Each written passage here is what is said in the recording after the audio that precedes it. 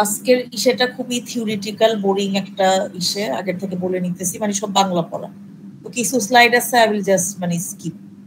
তো আজকে হচ্ছে আমরা কমিউনিকেশন উইথ আইও ডিভাইস একটা দেখবো, আর ফাইল ডিরেক্টরি গুলা হচ্ছে আমাদের অপারেটিং সিস্টেমে কিভাবে হ্যান্ডেল করে ওগুলি দেখবো। কিছু কিছু জিনিস জানি আমরা অলরেডি, যেমন আমাদের যে ইনপুট আউটপুট ডিভাইস গুলো আছে ওগুলি আমরা জানি যে সিপিইউ আর মেমোরি দুইটার সাথে কানেক্টেড থাকে। কানেক্টেড আমরা কিভাবে দেই? আমরা হচ্ছে গিয়ে বিভিন্ন বাসের মাধ্যমে। বাস হচ্ছে যেখানে হচ্ছে হাই স্পিডে ডেটা ট্রান্সফার হতে পারে এমন হচ্ছে ইসে। তো এগুলির মাধ্যমে আমরা হচ্ছে ইসে ওই সিপিইউর সাথে হচ্ছে গিয়ে ইসে জেনারেল বাস দিয়ে ইসে করি, যেমন পিসিআই আছে, এসসিএসআই আছে, ইউএসবি আছে। আবার হচ্ছে মেমোরির সাথে মেমোরি বাস দিয়ে আমরা হচ্ছে গিয়ে কানেক্টেড করি ইনপুট আউটপুট ডিভাইসগুলোকে, এবং যে পয়েন্টগুলোতে কানেক্ট করা হয় সেগুলিকে আমরা পোর্ট বলি। এখন একটা সিম্পল যদি একটা পেরিফেরাল বা ইনপুট আউটপুট ডিভাইস দেখি আমরা, এমনিতে তো জটিল হয় এবং এক একটা এক এক রকম হয়, কিন্তু কমন যদি আমরা একটা হচ্ছে মানে ইসে দেখতে চাই, মানে স্ট্রাকচার দেখতে চাই, তো সেটা যেটা হবে যে একটা হচ্ছে ইন্টারফেস। ইন্টারফেসে কি কি থাকে? বিভিন্ন রেজিস্টার থাকে। রেজিস্টার কি কি? রেজিস্টার স্ট্যাটাস রেজিস্টার, ডিভাইসটার কারেন্ট স্ট্যাটাস কি। কমান্ড থাকে বিভিন্ন, যে আমার নেক্সট কমান্ডটা কি হবে এখন ওর, এরপরে নেক্সট কমান্ডটা সেভ করা থাকে, এরপরে বিভিন্ন ডেটা থাকে। তো আর ইন্টারনালি সবগুলারই একটা মাইক্রোকন্ট্রোলার থাকে, যেটা কিনা একটা ছোট সিপিইউ মনে করতে পারো। মেমোরি থাকে নিজস্ব, এবং ওই কিছু হার্ডওয়্যার স্পেসিফিক, ওই হার্ডওয়্যারটা কি আসলে ইনপুট বা আউটপুট ডিভাইসটা কি ওটার উপরে ডিপেন্ড করে কিছু চিপস থাকে।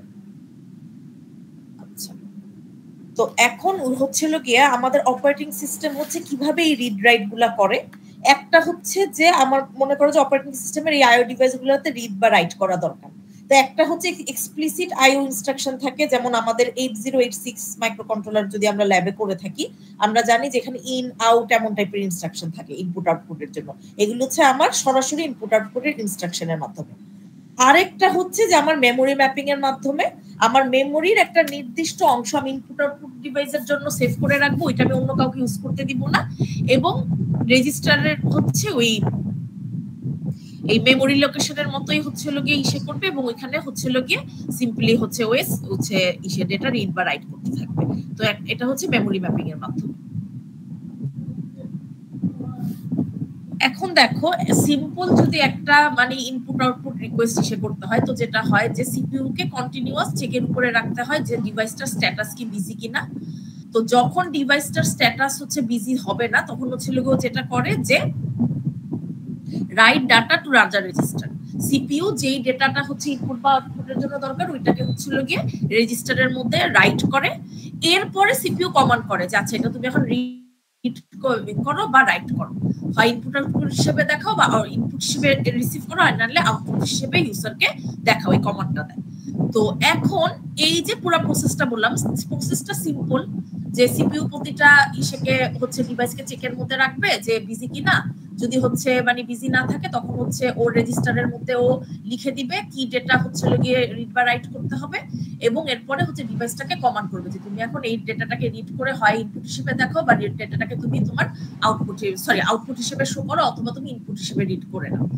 তো এখন এখানে দুইটা প্রবলেম আছে। একটা হচ্ছে যে এই যে পোলিং বেসড যে সিস্টেমটা আমি মাত্র বর্ণনা করলাম, এখানে সিপিইউ কি অনেক সিপিইউ সাইকেলস ওয়েস্ট করা লাগে, কারণ ওকে কন্টিনিউয়াস একটা চেকিং এর উপরে রাখতে হচ্ছে আমার ডিভাইসগুলোকে। আরেকটা যেটা হচ্ছে যে আমার সিপিইউ কে এই ডেটাটা রিড রাইট করতে হচ্ছে এই ডিভাইসের মধ্যে, ডেটা রেজিস্টারের মধ্যে।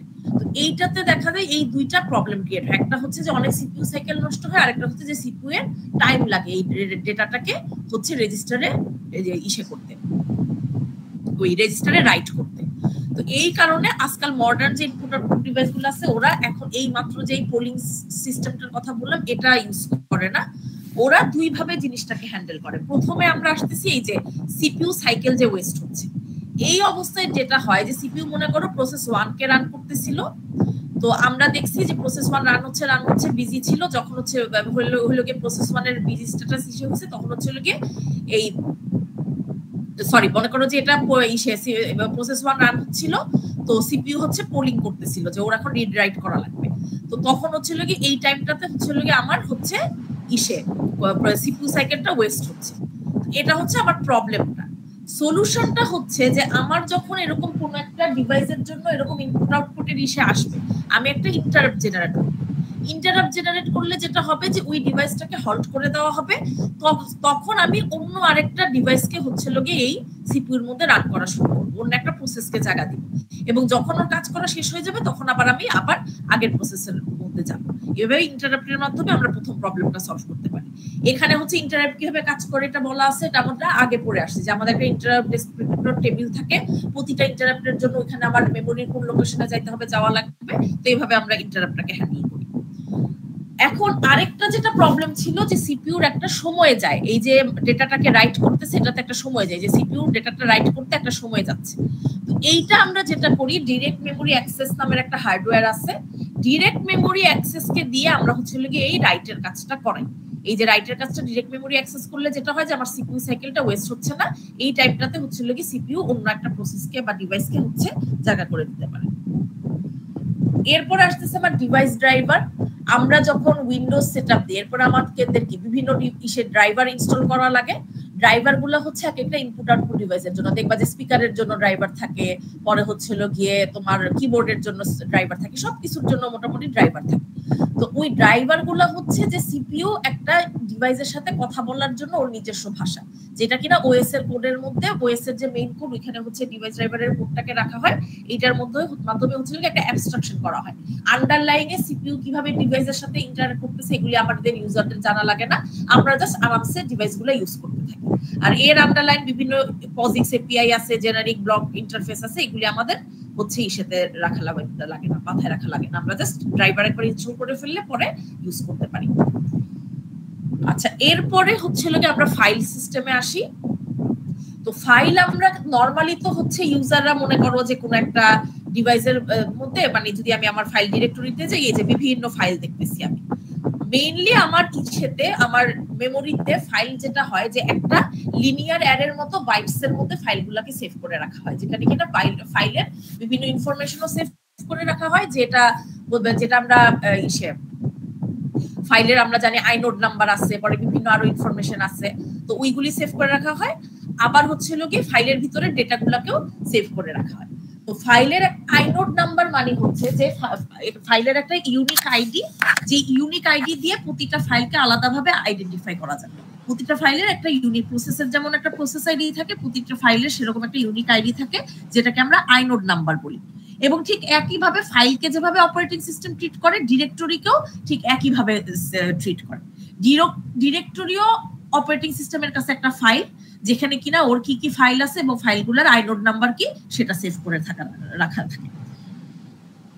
আচ্ছা, এখন যদি আমরা ডিরেক্টরির সাথে যাই, একদম শুরুতে আমার রুট, যেটা কিনা আমার স্টার্টিং পয়েন্ট, এরপরে দেখো আমার বিভিন্ন এগুলি জাস্ট র্যান্ডম নাম দিছে, এই নামগুলো হচ্ছে মিনস নাথিং। তো ওইটার মধ্যে বিভিন্ন দেখো যে আমার ইসে আছে, আমার হচ্ছে ডিরেক্টরি আছে, ওই ডিরেক্টরিগুলোর ভিতরে আবার আমার বিভিন্ন ফাইল সেভ করা আছে।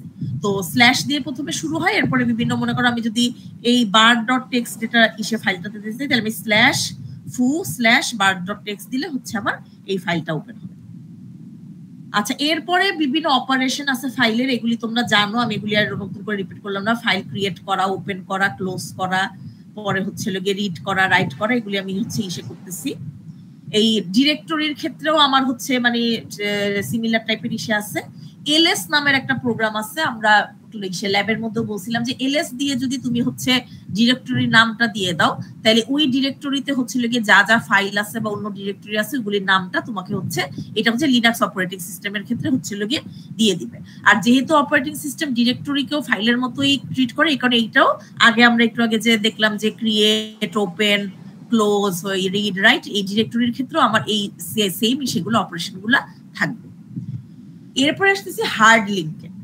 হার্ড লিঙ্ক মানে হচ্ছে যে আমি একটা ফাইলের জন্য একটা হার্ড লিঙ্ক বানানো, মানে ফাইলটাকে কপি করে আবার পেস্ট করলাম। যদি আমরা উইন্ডোজে চিন্তা করি, ফাইলটাকে জাস্ট কপি করে পেস্ট করলে কি আমার ওই ফাইলটার আরেকটা ইস্যু হইলো। দেখো এখানে মনে করো যে একটা ফাইল আছে, যেই ফাইলের ভিতরে হ্যালো লেখা। তো এখন আমি যদি সিএটি দিয়ে ফাইল দেই, বা ফাইলটার নাম মনে করো ফাইল, তো তখন হচ্ছে আমার হ্যালো শো করবে। এখন আমি যদি এলএন দেই, মানে হচ্ছে আমি একটা হার্ড লিঙ্ক বানাবো ফাইলের ফাইল2 নামের। এখন আমার তাইলে ফাইল2 নামের ফাইলের একটা হার্ড লিঙ্ক বা একটা কপি তৈরি হইলো। এখন আমি যদি ক্যাট দিয়ে ফাইল2 দিই, তাইলে ও আমাকে হার্ড লিঙ্কই শো করবে। ফার্দার এইটা যে এই ফাইলটারই হার্ড লিঙ্ক, এটা আরো প্রুফ করার জন্য আমি ls-i দিয়ে যদি আমি ফাইলের নাম দেই, তাইলে যেটা করে যে ফাইলের আইনোড নাম্বার গুলো শো করে। তো আমি যদি এই ইসেটা দেই, ইনস্ট্রাকশনটা দেই আমার লিনাক্স ইসেতে প্রম্পটে, তাইলে দেখবা যে দুইটা হার্ড লিঙ্ক আমার সেম শো করবে। তো এটা দিয়ে আমরা বুঝতে পারতেছি যে ও মেইনলি সেম ফাইলের দিকেই বুঝতে পারো যে দুইটা পয়েন্টার দেওয়া আছে। ফাইল হয়তো মেমোরিতে একটা মানে ইসে একটাই, ওইটার মধ্যে দুইটা পয়েন্টার দেওয়া আছে। তো এটাতে যেটা সুবিধা হয় যে কোনো কারণে যদি একটা ফাইল ডিলিট হয়ে যায়, আরেকটা ফাইল দিয়ে আমরা ইজিলি হচ্ছে ডেটাটা অ্যাক্সেস করতে পারি। আর সফট লিঙ্ক হচ্ছে, সফট লিঙ্ক বা সিম্বলিক লিঙ্ক হচ্ছে যে শর্টকাটের মতো। উইন্ডোজে এটাকে আমরা শর্টকাটের সাথে তুলনা দিতে পারি। শর্টকাট আমরা কি জানি যে যদি মেইন আমার ফাইলটা চলে যায় বা মেইন আমার ডিরেক্টরিটা চলে যায়, তাহলে কিন্তু শর্টকাট কোনো কাজে দেয় না।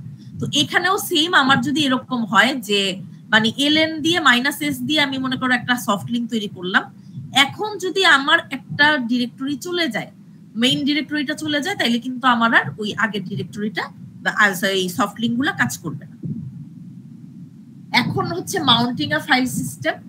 মাউন্টিং মানে হচ্ছে যে আমার মনে করো কোনো একটা ডিরেক্টরির কোনো একটা জায়গায় আমি যদি ফাইল মাউন্ট করি, তাইলে ফুল যে আমার ডিরেক্টরিটা আছে ওই ডিরেক্টরি পয়েন্টে আমার হচ্ছে ফুল যে আমার ডিরেক্টরি সিস্টেমটা আছে ওইটা হচ্ছে কপি হয়ে যাবে। এটা হচ্ছে আমার ফাইল মাউন্ট করা। মেমোরি ম্যাপিং আ ফাইল, এখন মনে করো যে একটা ফাইলকে তো আমরা এতক্ষণ দেখলাম রিড রাইট এগুলি সিস্টেম কল দিয়ে আমরা অ্যাক্সেস করতে পারি। আর mmap নামের একটা ফাংশন আছে যে কিনা হচ্ছিল গিয়ে একটা পেজকে ভার্চুয়াল একটা ইসে দিয়ে দিবে।